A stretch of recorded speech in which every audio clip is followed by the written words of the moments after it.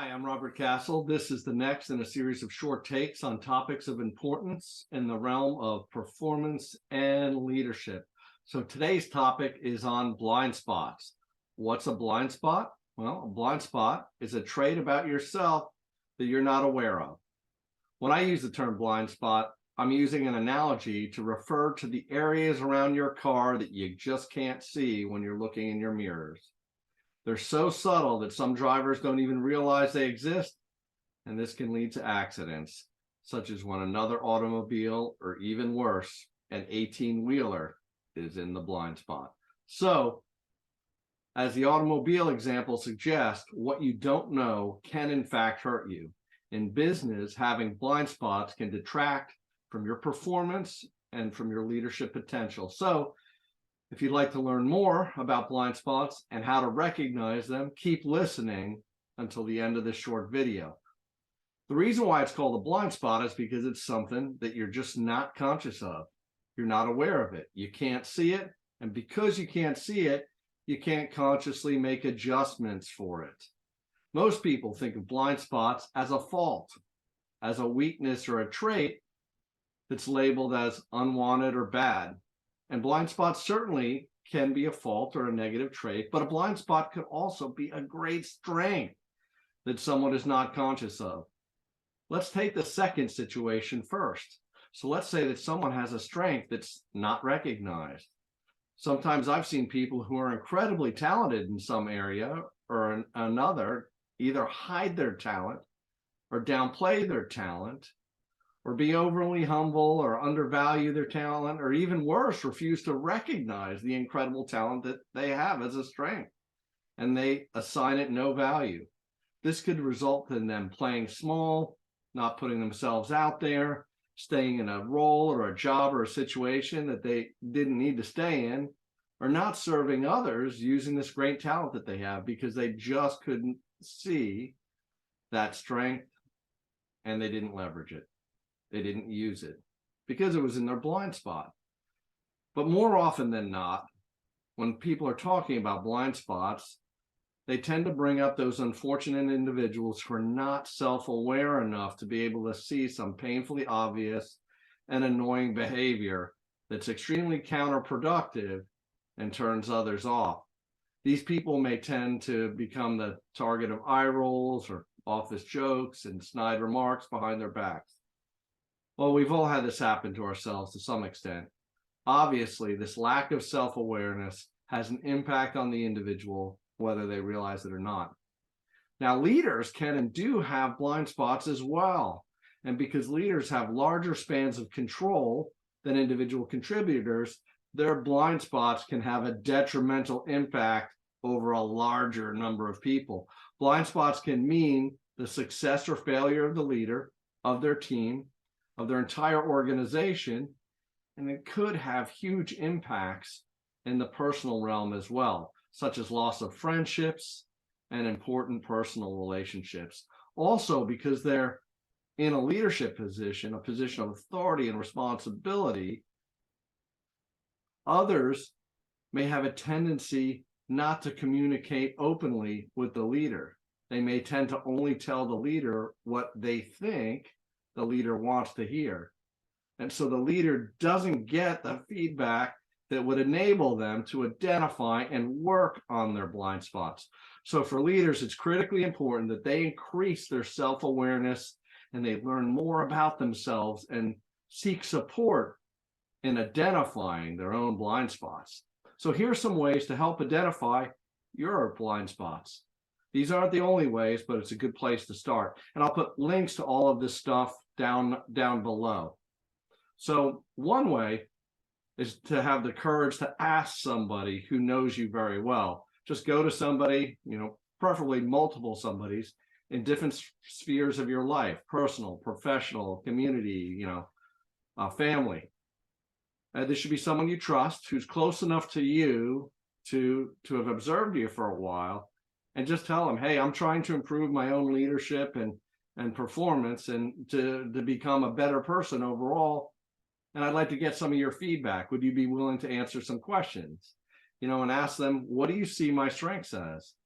What do you see my weaknesses as? are you aware of any blind spots that I might have that I don't realize? So that's a great way. Go to somebody and have a conversation. Second is self-inquiry. And self-inquiry is just what it sounds like. It's asking yourself questions. It helps to basically ask yourself these questions and then journal about them. Write out the questions and write out the answers. So here's some questions you could ask yourself. What am I afraid to know about myself? What do I not wish to accept about myself? What causes a strong emotional reaction within me? What do I need to recognize about myself that I'm unaware of? Write it out, see what comes up. Now, there are a lot of tools to increase self-awareness. And I'll just try to hit on a few of them here, but if you go and do some internet searches, you'll find a bunch of stuff out there. There's a tool called the Johari window, Johari, and it's an interesting tool for working on blind spots. And again, I'll put the links to this stuff down below, but that's something you can play around with and see what comes up. There are also sentence completion exercise. These were popularized by Dr. Nathaniel Branden, and Dr. Branden is noted for his work on self-esteem. And before anybody says I don't have a self-esteem problem, just ignore all the media hype and focus on self-esteem and participation trophies and so on and so forth, and just take a look at these sentence completion exercises. I've done a lot of them myself, and you'll be amazed at what comes up if you just follow the process. I'll put links to them down below. You don't have to buy his books. Yeah, they're just on his website, and you can check those out. Now, for those who are really brave, they can take a look at the concept of shadow work, which is a concept that was developed and really popularized by the great Swiss psychologist Carl Jung. And there are a number of great authors who have some work on the subject that I'd recommend. Robert Augustus Masters and Robert Johnson are a couple that come to mind. There are plenty of others as well. So feel free to check out this material, but be forewarned, shadow work's a big deal, and it can be very challenging. It's the most intense of probably all of the different items I've listed so far. Now, some other ways to work on blind spots are assessments. Positive Intelligence has some great assessments. I really like their PQ score assessment and their saboteur assessment. I use these with my clients. There's also 360-degree assessments where you get feedback from your team. There are personality style assessments. Most people have heard of Myers-Briggs. There's a lot of them out there, DISC, etc. StrengthsFinder is another good assessment, and this one actually focuses on what are your strengths. So if you potentially have some blind spots about what you're really strong in, that's a great tool to use to gain some awareness around that. There's also something called the Enneagram, which is also a really interesting tool that can help you gain awareness around blind spots. Finally, coaching is one of the big things that can help people gain awareness of their blind spots. It's one of the things that I work on with my clients a lot. It's basically helping them build self-awareness. As the client's self-awareness increases, the size of their blind spots decrease, and they really find themselves improving in a number of different areas as they become aware of what their blind spots are and now can consciously address them.